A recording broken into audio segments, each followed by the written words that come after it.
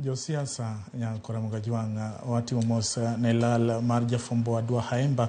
mane owito ngimane. Ka odhi nyime oyudo ni duol mochung' ne pewe ndeke pachoka Kenya Airports Authority kata KAA kwa ng'wono ewi ng'ukruok e chenro mag wuoth e paw ndeke ma pachoka kalore gi mudho mandiwa mano kwako thoth gwenge kod bombe ma pachoka bang' teko sitima nolalo otieno manyoro ka koro gisingo neno ni giketo yore mamoko mag yudo teko po nono ni sitima olal e paw ndeke ma pachoka kapok ndalo 30 orumo e oboke mane oketie e yor tudruok mag mbui. KAA wacho ni okang' makamano biro duoko chien ng'ikruok e chenro mag wuoth kod lal mithoro kel gi midhiro makamano. Lal mar teko sitima notimore e bombe buora kamoting'o Nairobi, Nakuru, Eldoret, Kiambu, Kakamega, Mombasa, Kilifi, Voi, Homa Bay kod bombe mamoko ka oganda jo Kenya kokalo e yor mbui dwaro duoko ewi singo manochiw gi jatend migawo mar wuodhe gi apeyni Kipchumba Murkomen mar riembo e tich apisas mag paw ndeke kaluwore gi midhiro makamano manotimore dwe mar aboro higa mokalo.